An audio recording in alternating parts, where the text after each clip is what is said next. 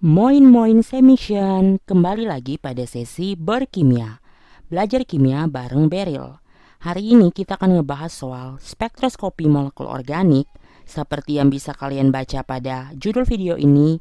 Dan tanpa berlama-lama, langsung saja kita mulai pembahasannya. Oke teman-teman, yang pertama kita akan mulai menginterpretasi spektrum FTIR. Di sini terdapat serapan dengan puncak pada 3517 cm-1. Serapan ini dia melebar hingga 3100 cm-1, yang mana kita tahu bahwa ini adalah serapan untuk gugus fungsi hidroksil atau OH. Selanjutnya, serapan pada 3100 cm-1 dengan intensitas yang lemah, kita tahu bahwa ini adalah serapan untuk gugus CsP2H yang menandakan terdapatnya karbon tak jenuh dalam senyawa organik ini. Selanjutnya, terdapat serapan pada rentang 1500 sampai 1600 cm-1 dengan intensitas yang sedang hingga tajam. Ini menandakan terdapatnya gugus fungsi aromatik dalam senyawa organik ini, teman-teman. Selanjutnya, serapan yang muncul pada rentang 1000 hingga 1250 cm-1 dengan puncak yang tajam sekitar 1150 cm-1, ini merupakan serapan khas untuk gugus fungsi CO. Oke teman-teman, demikian informasi yang bisa kita peroleh dari spektrum FTIR. Selanjutnya kita menginterpretasi spektrum massa. Oke teman-teman, selanjutnya kita melihat sejenak untuk spektrum massa. Di sini sudah tertera rumus molekulnya C10H12O2. Selanjutnya kita menghitung nilai DBE atau double bond equivalent. Itu sama dengan jumlah atom karbonnya 10 dikurangi setengah jumlah atom hidrogennya 6 ditambah 1. Hasilnya itu sama dengan 5. Jika teman-teman bandingkan dengan hasil interpretasi FTIR, di situ kita dapat mengetahui bahwa senyawa organik ini mengandung gugus fungsi aromatik khususnya bensena, yang mana nilai DBE bensena itu sama dengan 4. Selanjutnya, terdapat juga gugus CsP2H yang menandakan terdapatnya karbon tak jenuh dalam senyawa organik ini, yang mana nilai DBE-nya itu sama dengan 1. Sehingga ketika kita jumlahkan nilai DBE bensena 4 tambah nilai DBE dari karbon tak jenuh itu 1, totalnya itu sama dengan 5. Selanjutnya teman-teman, kita meninjau spektrum NMR proton atau HNMR dari senyawa organik ini. Terdapat 8 lingkungan kimia proton yang berbeda, ditandai dengan munculnya 8 buah sinyal pada spektrum NMR-nya. Pertama-tama teman-teman, kita mengukur tinggi garis integral dari masing-masing sinyal yang mengindikasikan jumlah hidrogen sebenarnya dari sinyal-sinyal tersebut. Oke, di sini teman-teman, untuk sinyal yang pertama saya ukur tingginya 0,4 cm. Sinyal yang kedua tingginya 0,65 cm. Sinyal yang ketiga tingginya 0,5 cm. Sinyal yang keempat tingginya 0,2 cm. Sinyal yang kelima juga tingginya 0,2 cm. Sinyal yang keenam tingginya 0,25 cm. Sinyal yang ketujuh tingginya 0,2 cm. Dan sinyal yang terakhir tingginya 0,25 cm. Untuk sinyal yang paling ujung teman-teman, itu tidak perlu kita interpretasikan karena ini adalah sinyal yang diberikan oleh solvent atau pelarut. Selanjutnya, kita menulis perbandingan tinggi garis integral dari masing-masing sinyal.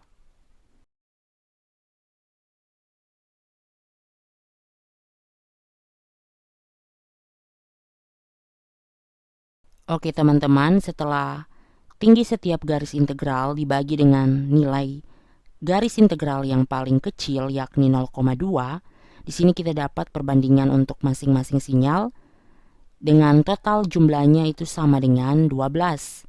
Jika kita bandingkan teman-teman, nilainya itu sama dengan nilai pada rumus molekulnya untuk jumlah atom hidrogen, yakni 12, sehingga sudah memenuhi. Kemudian langkah berikutnya, kita akan mengidentifikasi jenis proton pada masing-masing sinyal berdasarkan nilai atau letak geseran kimianya. Seperti biasa, kita harus meninjau tabel korelasi NMR. Sinyal yang paling mudah kita identifikasi itu pada geseran kimia 6,5 sampai 7 ppm ketika kita lihat expansionnya untuk memudahkan kita menentukan bentuk sinyalnya, dan kita tahu bahwa daerah 6,5 sampai 7 ppm merupakan daerah untuk proton-proton aromatik. Jadi ini adalah sinyal yang diberikan oleh proton-proton aromatik, teman-teman. Yang mana untuk bentuk sinyalnya di sini ada doublet, kemudian doublet, dan juga singlet, teman-teman. Ketika kita meninjau hasil integrasi dari masing-masing sinyal, di sini totalnya 3 pada daerah 7 sampai 6,5 ppm, yang mana ketika kita tahu bensena itu jumlah atom hidrogennya 6, sehingga ketika di sini hanya terbaca 3, berarti terdapat 3 atom hidrogen lainnya pada bensena yang sudah tersubstitusi oleh atom lain.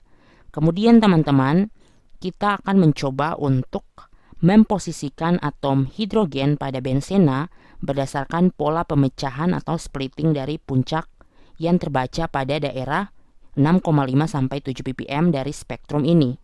Jadi di sini terdapat 2 posisi yang paling mungkin, teman-teman. Saya mencoba menggambarkan.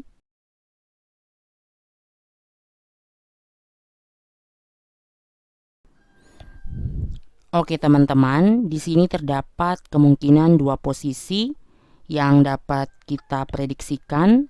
Saya tandai ini sebagai posisi 1 dan ini sebagai posisi 2. Selanjutnya kita akan mencoba untuk mencocokkan dengan pola pemecahan pada spektrum HNMR. Jadi di sini hanya digambarkan 3 atom hidrogen saja, karena dari hasil integrasi itu terbaca 3, sehingga kemungkinan 3 atom hidrogen lainnya sudah tersubstitusi oleh atom lain. Di sini kita akan meramalkan bentuk puncaknya. Untuk struktur nomor 1, teman-teman, untuk hidrogen yang ini, dia akan memberikan sinyal dengan pola pemecahannya itu adalah doublet.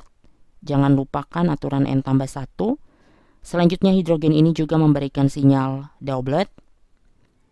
Hidrogen ini memberikan sinyal singlet. Selanjutnya untuk struktur nomor 2, hidrogen yang ini memberikan sinyal doublet. Hidrogen ini memberikan sinyal triplet. Sementara hidrogen yang ini memberikan sinyal doublet.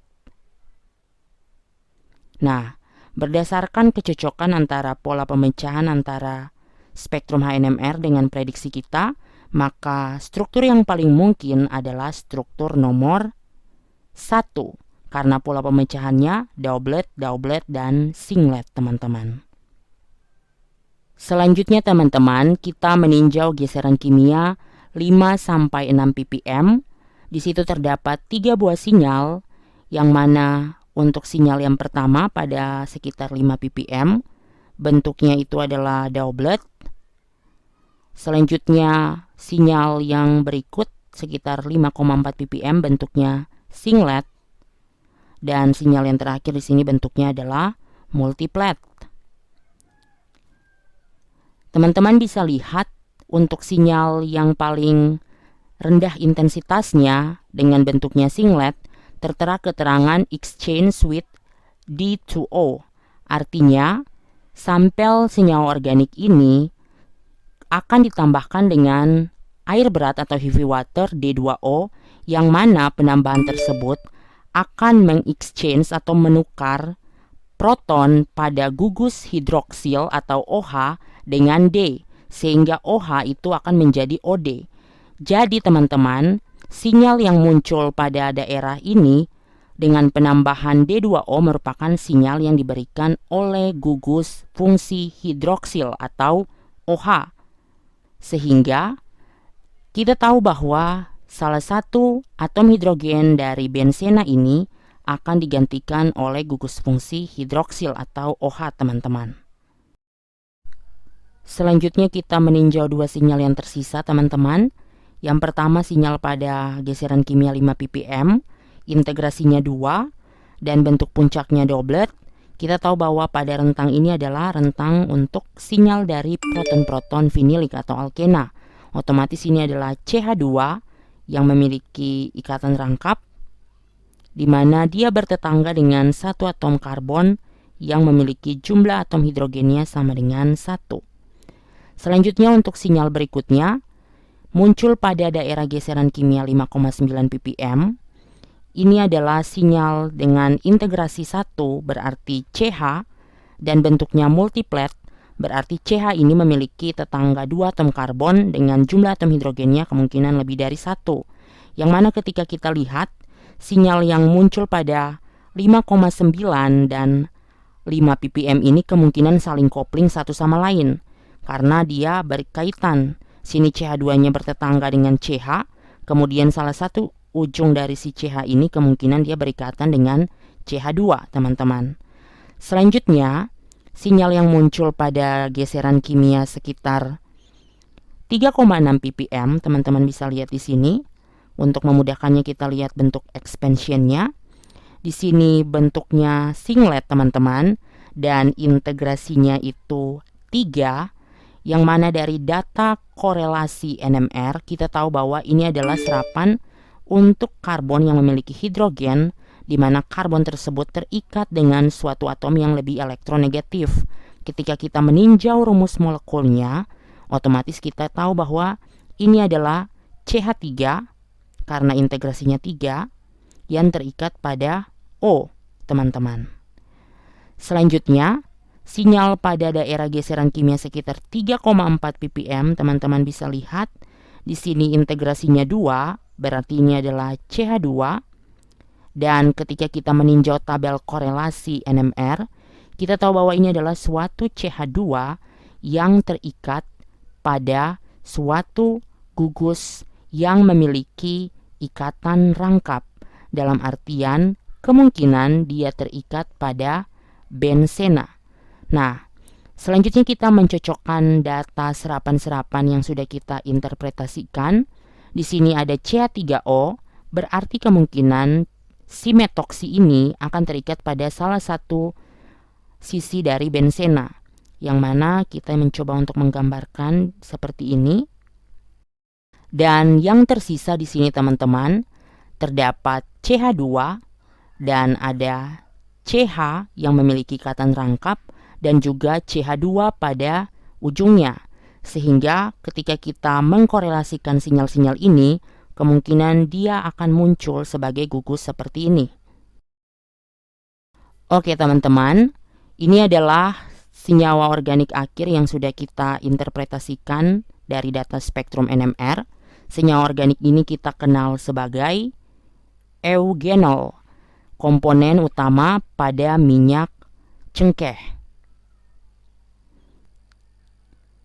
Selanjutnya, teman-teman, untuk spektrum CNMR, yang paling terpenting adalah kita harus menentukan dengan tepat jenis karbon dan letak geseran kimianya berdasarkan tabel korelasi CNMR.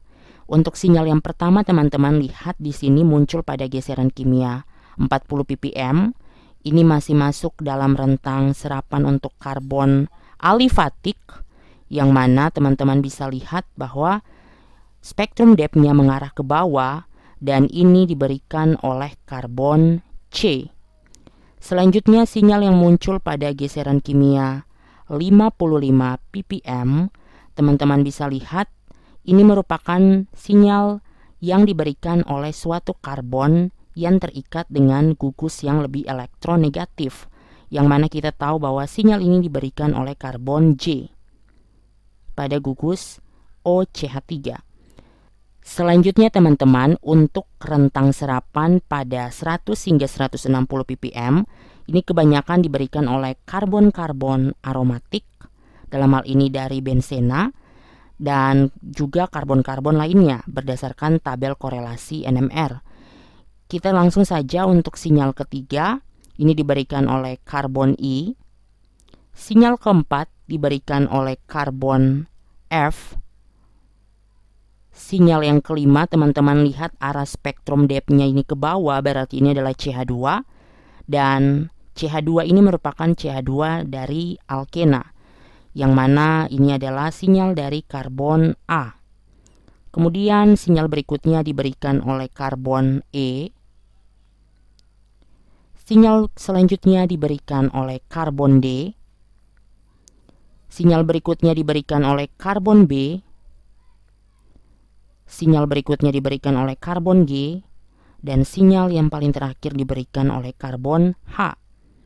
Teman-teman bisa lihat untuk karbon D, G, dan H tidak memiliki pasangan pada spektrum depth, yang menunjukkan bahwa ketiga karbon tersebut merupakan karbon kuartenar, yang mana kita bisa melihatnya pada struktur dari eugenol.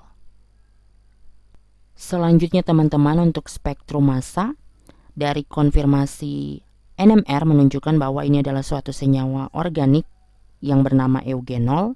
Jadi molekul eugenol memiliki beberapa puncak pada spektrum massa, yang selanjutnya kita akan mencoba untuk buat pola fragmentasinya seperti yang bisa teman-teman lihat pada layar. Dimulai dari molekul eugenol yang ditembaki elektron berenergi tinggi membentuk fragmen dengan M per set sama dengan 164, yang merupakan puncak dasar atau base peak, yang selanjutnya menuju ke M per set sama dengan 149 akan melepaskan CH3 karena selisihnya sama dengan 15. Polanya seperti ini. Selanjutnya untuk jalur fragmentasi dari M per set sama dengan 149 terbagi dua. Untuk jalur yang pertama, dari M per set sama dengan 149 menuju ke M per set sama dengan 131 akan melepaskan H2O menurut pola seperti ini, yang mana selisihnya sama dengan 18. Selanjutnya dari M per set sama dengan 131 menuju ke M per set sama dengan 103 akan melepas CO, selisihnya sama dengan 28, polanya seperti ini. Untuk jalur yang kedua, dimulai dari fragmen dengan M per set sama dengan 149 menuju fragmen dengan M per set sama dengan 121 akan melepas CO, yang kemudian membentuk fragmen dengan struktur M per set sama dengan 121 seperti ini.